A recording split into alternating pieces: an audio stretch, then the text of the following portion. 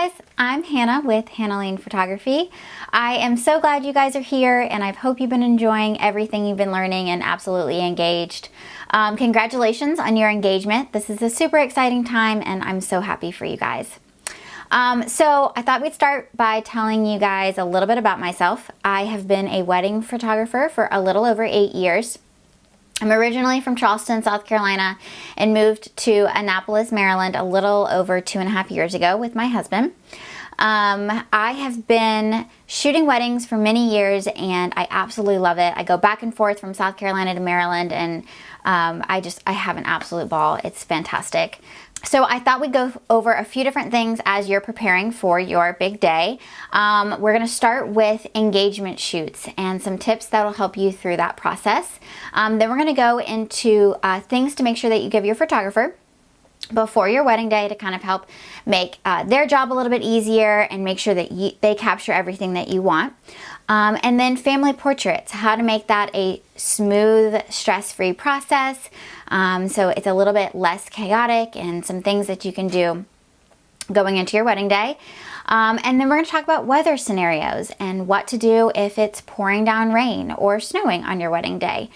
And then finally, lighting on your wedding day, how you can prepare with your wedding photographer to make sure that all the photos are taken at the appropriate time of day. You can work with them on your timeline and kind of prepare in advance so that it is a smooth process. So let's get started. So engagement shoot tips. There are 2 reasons why it's beneficial for you guys to take engagement photos before your wedding day. One being it helps both you and your fiance get to know your photographer a little bit better. Be interacting with them in a relaxed environment. You don't have all the nerves of your wedding day. It's just a fun afternoon out. You get all dressed up. And have a good time with your fiance. And so it's a good way for you to get to know your photographer, see how they interact, see how they photograph, and to learn to be relaxed in front of the camera. It's a good way, especially if you're not familiar or comfortable being in front of a camera, to see how your photographer is going to pose you and kind of learn their style before your wedding day, before you have all those nerves and all the excitement and it's a good way for you to kind of get relaxed in front of the camera. So a few things that you can do to help prepare for your engagement session. Typically and most likely you're going to be taking your engagement photos outside. So most of the time that is being dictated by the sunlight. What time of day that you choose to do your engagement session is typically determined by what time sunset is.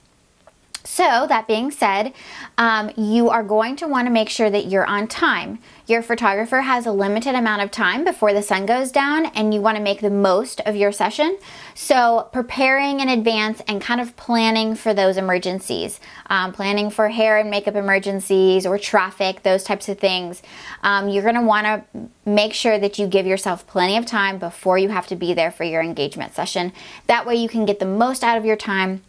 You're not racing the sun, and your photographer, can have a good time with you guys and it be relaxed rather than rushed trying to get as many photos taken before the sun goes down as possible. Before your engagement session, after you've hired your photographer, be sure to check out their blog, maybe ask them for a few engagement session galleries to kind of prepare to see what it's going to be like, to see the different poses. I find that it's especially helpful for the prospective grooms. Guys don't always love getting their picture taken, and so this is a way that they can kind of mentally prepare for what it's going to be like, what they can expect, the different poses the photographer is going to ask you to do. It's helpful to see several galleries from them to kind of get an idea for the different types of poses that your photographer is going to ask you to do. It'll just kind of help, allow you to be a little bit more relaxed when you're taking your engagement photos. So let's talk about photo shoot locations. Most likely you're going to be working with your photographer, talking back and forth on different photo shoot ideas, but don't hesitate to offer up a crazy idea. A lot of photographers have shot in a lot of different locations, and so typically if you have some special place that you guys went together, or you know, you grew up in this specific spot in your hometown, and you might think like, I don't know if it's good for pictures. Just throw it out there. Suggest it to your photographer. You never know. Some of the craziest places I photographed have been some of my favorite portraits. So you never know what your backdrop can be, and your photographer will help guide you on that. Feel free to name several different location ideas and talk those through, especially if it's sentimental to you guys, especially if it's somewhere that you both go a lot or that you really like. Photographers are always up for shooting in a new location, so definitely don't be afraid to offer those suggestions to your photographer. Props on an engagement session depend on the couple. You might be the type of couple who really would like to bring some props, maybe a save the date sign in chalk, or something cute, something that reflects your personality. If you guys like to read, you can bring books along. I photographed an engagement session on the University of Maryland, and the couple had both graduated from there. So again, that was a good spot that I had never photographed before, but it meant something to them, and it was the perfect backdrop for the two of them. And then they brought along books that they like to read. They're both really into Harry Potter, and so I had them sit on a blanket, and they were reading their Harry Potter together, and it was really cute. That something reflected them, showed off their personality a little bit. So think about, are there any props that you guys would like to bring that would show off your personality? Do you guys like to bike together, or do you have animals that you just absolutely love? They're your fur babies that you want to be in the photos together. Think about those types of things, balloons or cotton candy, or if you guys really like to go to the fair together, maybe choose that as a location. Different things that could bring out the personality of the two of you and as a couple.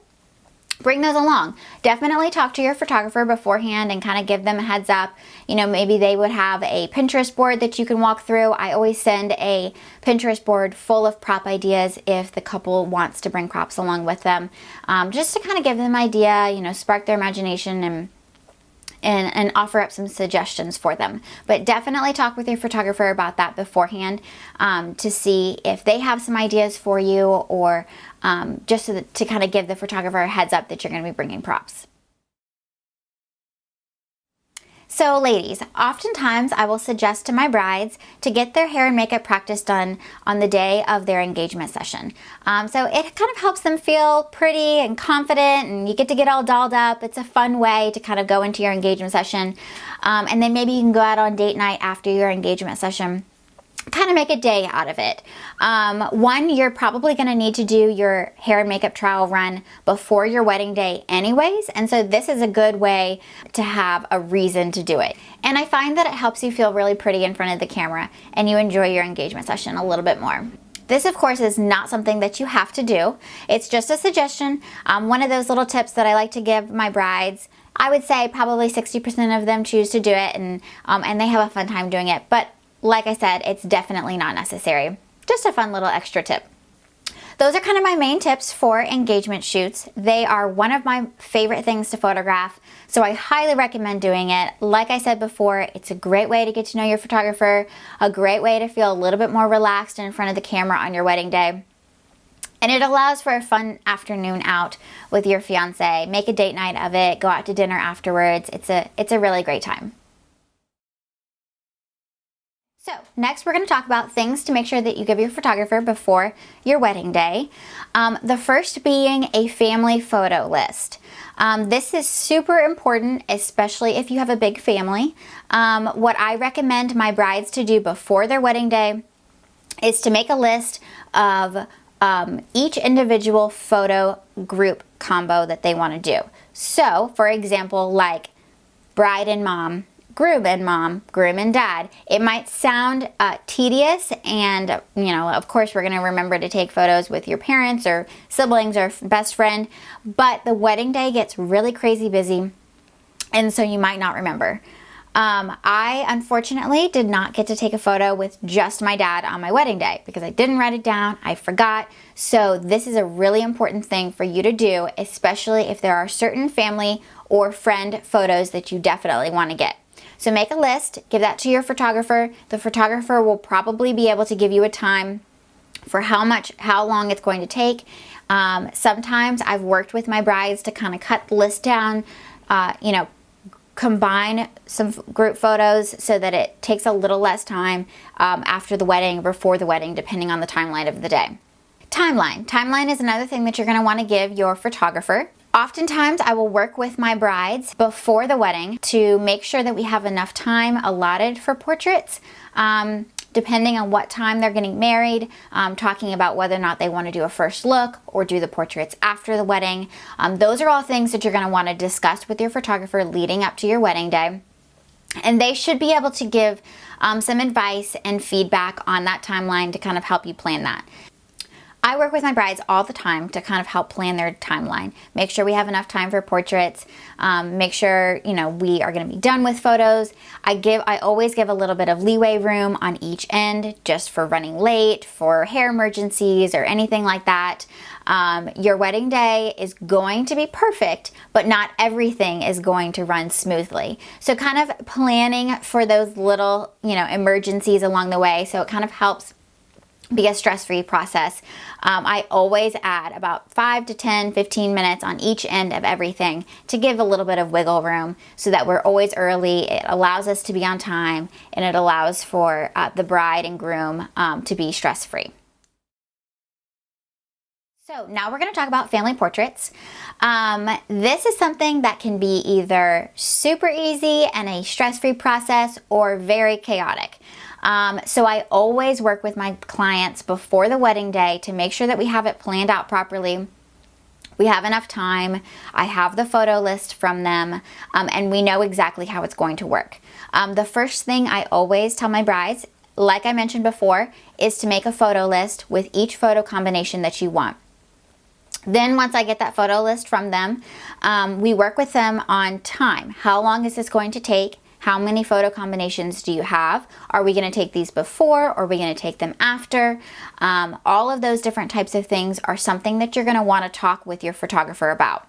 This will help the family photo process tremendously. It's going to be stress-free, it's going to be less chaotic, and it's going to go by pretty quickly. Another thing that I always tell my clients are to give that photo list to another person in the wedding, whether that's a family, a friend, somebody they know that kind of knows the majority of the people. That way they can be corralling and gathering people, because most likely the photographer is not going to know each and every family member. They're just going to have a list of names. So somebody that knows faces and knows the group of people can kind of help gather people and make sure they're all in one spot for their photos. This will help make the process a lot quicker. Another thing that I recommend to brides is to make sure they tell each family member. I know that might sound, of course, duh, we're going to tell the family members, but oftentimes the immediate family, parents, siblings, that kind of thing will know about the family portraits, but then extended family, aunts, uncles, cousins, they are in the photo list that I've been given, but they haven't been informed of where they need to be and when. So that's super important. Make sure you tell each family member where they need to be and when. And if you know that that person has a tendency of running late, kind of, give them a little extra time on the front end. Maybe tell them to be 10 minutes early or something like that. That way everybody's in the same spot for family photos, and it can go very quickly. Another thing to discuss with your photographer is when you're going to take what family portraits. So sometimes I'll have brides and grooms take half of the portraits before the wedding individually, and then half all together. Or we'll do most of the family pictures beforehand and then just do one big group family afterwards. It depends on your timeline. Again, that goes back to planning that timeline with your photographer, making sure you have enough time for portraits. And lighting. Lighting is a very important detail in when you're going to take what family pictures and how long everything is going to take. So all of those things kind of go in to helping make your day stress-free and smooth. That's my goal when I'm working with my clients, is to have everything be seamless and for it to be as stress-free as possible for you. It's a super exciting day. You're getting married to the love of your life. And the last thing I would want would for it to be stressful because people aren't where they're supposed to be, or the timeline wasn't properly planned out. So all of those are things that the photographer can help you with. So now we're going to talk about potential weather scenarios. Most likely the couple is taking a look at the weather leading up to their wedding day. And so If for some reason you're going to have rain or snow or some other type of weather on your wedding day, it's always a good idea to kind of be in contact with your photographer. Be planning ahead, thinking through different scenarios. Just because it's going to rain or snow on your wedding day does not mean that you cannot have gorgeous photos outside or inside. It's just helpful to kind of plan ahead and be thinking for the potential weather scenarios with your photographer. I have photographed weddings in a plethora of different types of scenarios. I photographed a wedding in a hurricane one time, and that entire week before, I was planning with the bride, talking things through. We were keeping an eye on the weather to see when the hurricane was going to hit, how bad it was going to be, whether or not we were going to have to move the wedding. Those types of things all take into account pictures and when we're going to be taking pictures and where we're going to be taking pictures. So in that particular circumstance, we had to move the venue to a different spot. And a lot of things were flooded. So I came prepared. We had a clear plastic, I think it ended up being a shower curtain that I put underneath the bride so her dress didn't get wet. All the bridesmaids got matching rain boots, and we had clear umbrellas for them. And it ended up being absolutely beautiful. We got some gorgeous portraits for the two of them. And of course, it obviously wasn't ideal to have a hurricane happen on your wedding day, but it was a good way to kind of prep and prepare leading up to the wedding day rather than just winging it. Oftentimes, your photographer will have ideas for how to capture portraits, whether you need to be inside, maybe finding an extra venue or a different location that they can take portraits of the two of you and your bridal party and family that has good natural lighting, but it's an indoor location, or a covered porch or something like that. All of those scenarios can be planned beforehand to help make that stress-free regardless of the weather scenario. I'm going to be photographing a January wedding, and so I've already been planning and talking with the bride about snow. If it snows, I have already got a plan to kind of be near the venue so we don't have to worry about driving. We've talked about getting some furs for her and her bridesmaids. I think that's a gorgeous way to kind of keep them warm outside. But you know, it's still beautiful. They don't all have to be wearing bulky coats or freezing to death. She already has kind of planned to potentially wear white snow boots underneath her dress instead of her heels. Just little things that can kind of help make it a comfortable process regardless of the weather, but still get beautiful portraits outside. So now we're going to talk about lighting. Just like the weather scenarios, lighting is huge on the wedding day.